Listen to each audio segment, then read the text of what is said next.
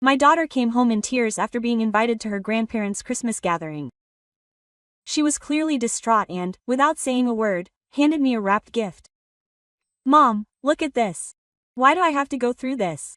she asked, her voice filled with frustration. I didn't know how to respond.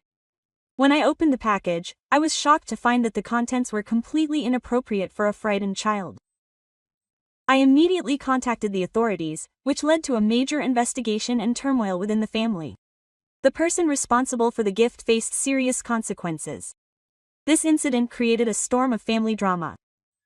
At 45, with a younger husband working at the same company as me, I have learned to navigate challenges.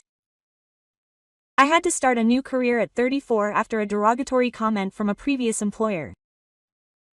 Thankfully, at my current workplace, talent matters more than age or gender. My husband, who was my supervisor at the time, supported me through it all and we were quickly married.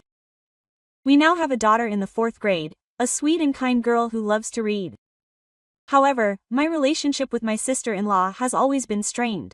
Although I have a good relationship with my in-laws, she never approved of me, mainly because I am older than my husband.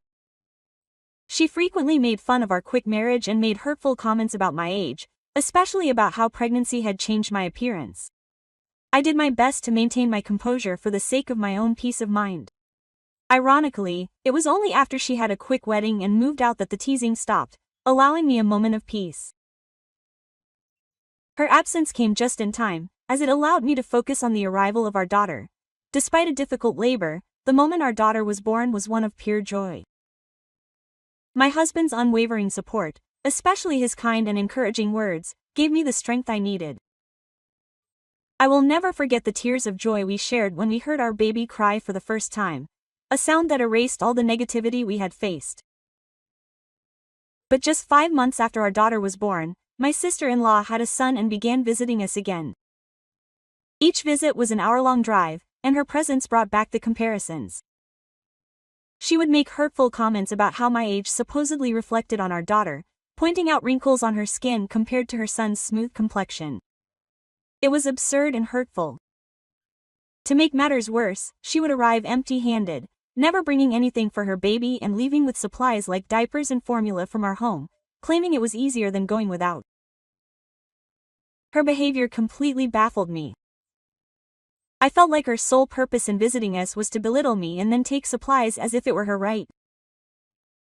Thankfully, her visits eventually stopped when her husband's job required them to move to another state, bringing a brief respite of peace. That tranquility lasted until our daughter started elementary school and she discovered her cousin was also enrolled there. Despite the strained relationship between the adults, the children formed a close bond. My daughter, being older, kind, and sincere, took care of him, and he quickly became beloved by his peers. By the time they reached 3rd grade, they were in the same class. That year, my daughter received recognition for her summer reading project, a reflection that was even featured in the local newspaper. Her accomplishment became a topic of conversation among family members, especially during a visit to my in-laws' home, where relatives had gathered, presumably in light of her achievement. However, my sister-in-law seemed noticeably upset by the attention our family was receiving. She complained that it was unfair, claiming that the book my daughter had originally written about was intended for her son. In truth, they had mutually agreed to exchange books.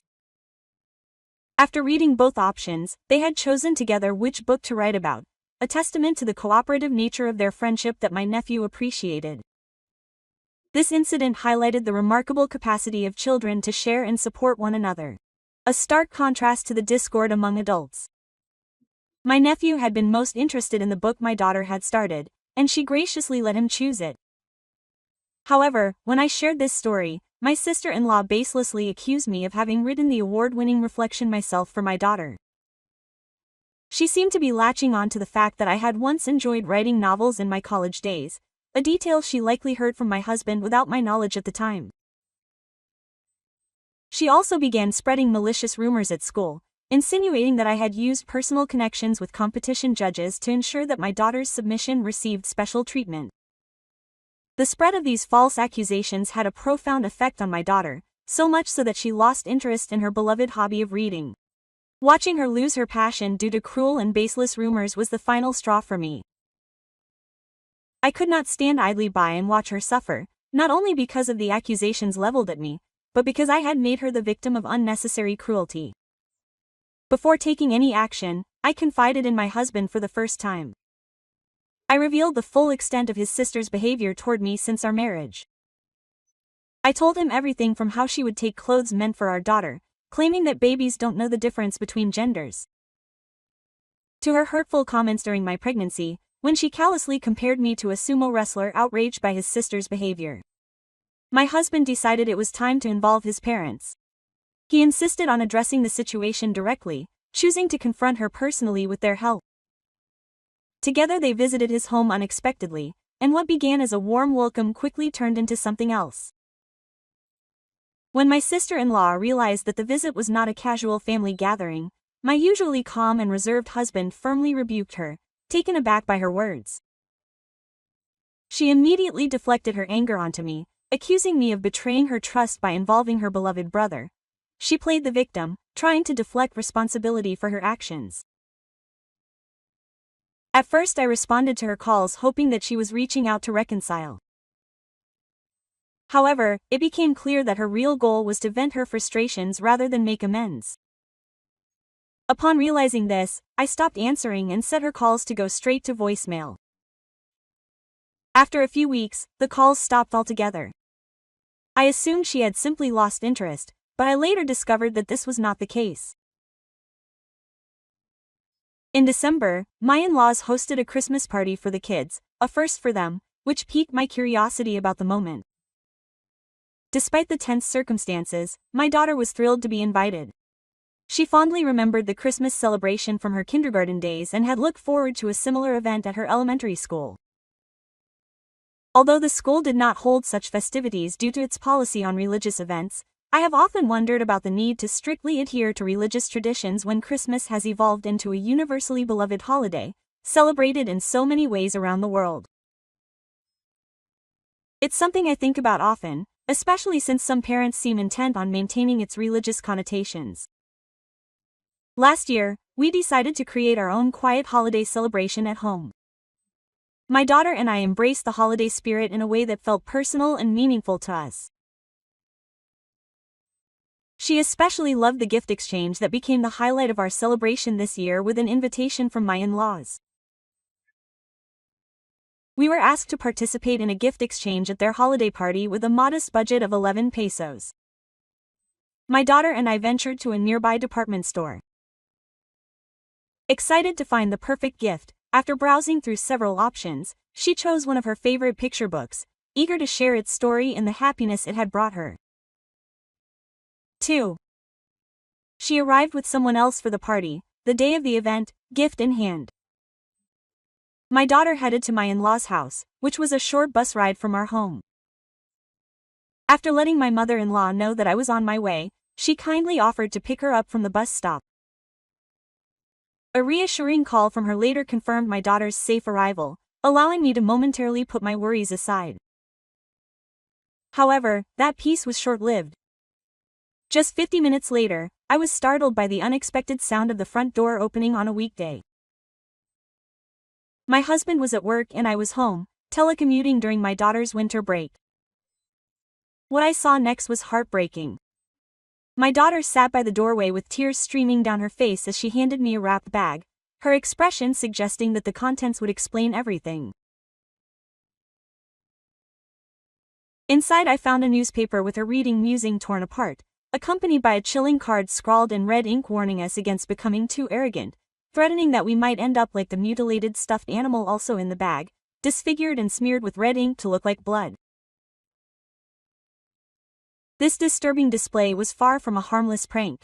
My daughter revealed that this disturbing gift had come from my sister-in-law, a revelation she left for me in society. The party was supposed to be a joyful, child-centered affair, with the adults agreeing not to prepare personal gifts. I was shocked to learn that my sister-in-law had attended the party and committed such a heinous act against my daughter, even though I was not there. Had my mother-in-law been aware of her daughter's attendance, she would have informed me, as she always insisted that we notify her of any problems caused by her daughter.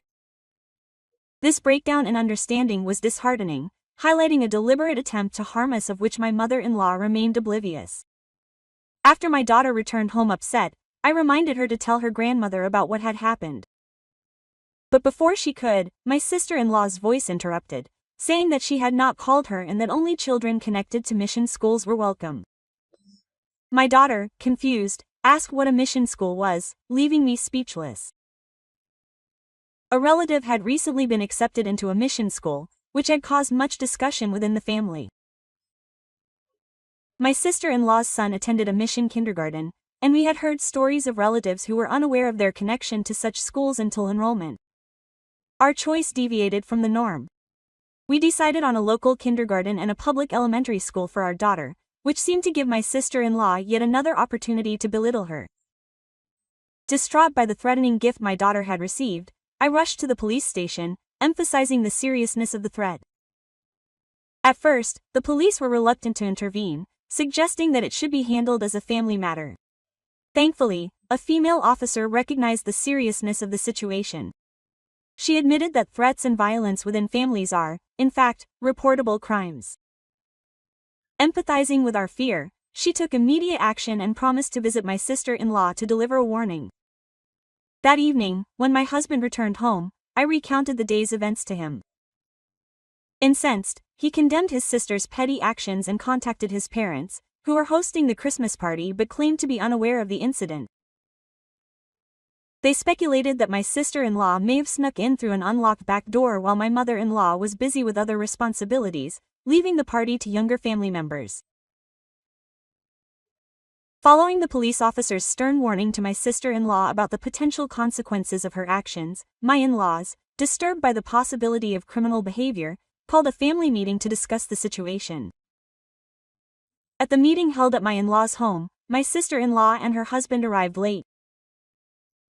She appeared visibly upset and unapologetic about the police involvement, while her husband seemed oblivious to the purpose of the meeting.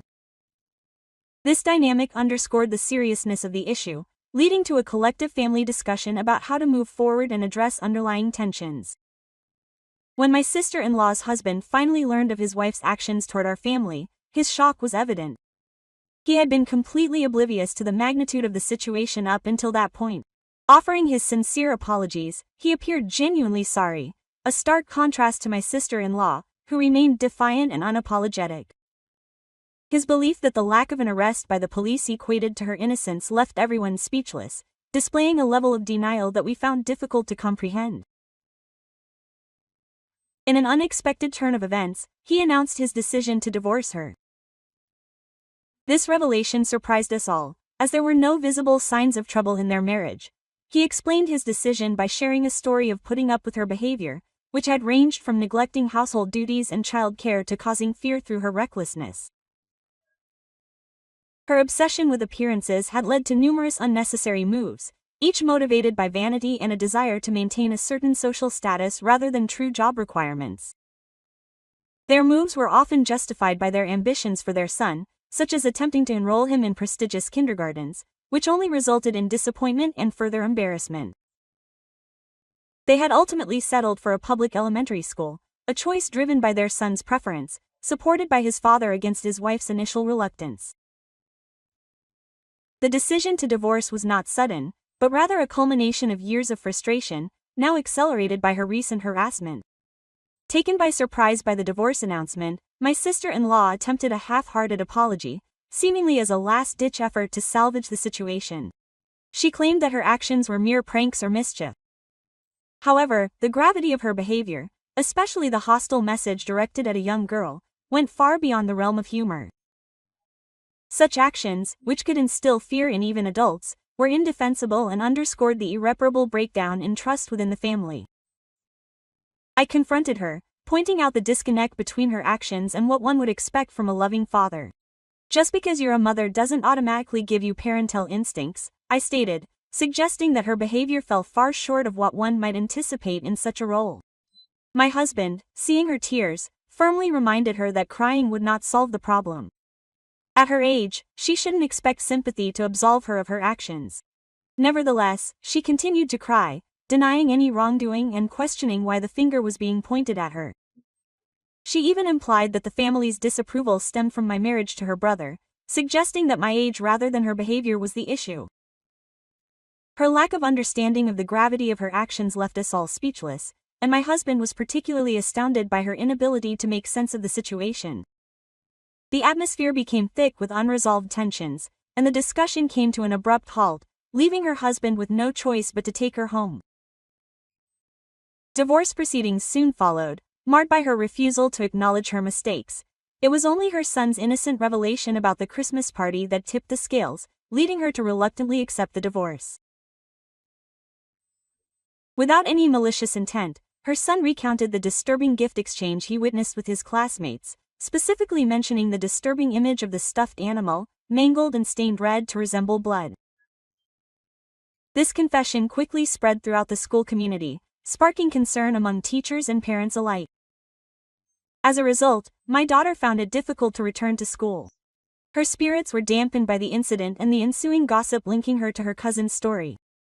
The connection between her absence and the events of the Christmas party became a subject of speculation, highlighting the impact of one thoughtless act on the lives of those involved.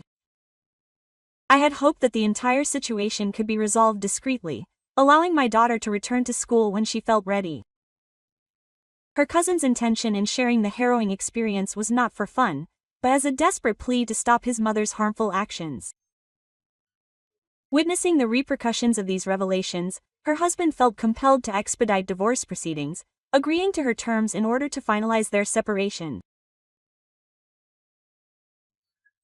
By this time, she had gained notoriety in the community for her threatening behavior toward the children, which led to her being shunned and even faced hostility from neighbors.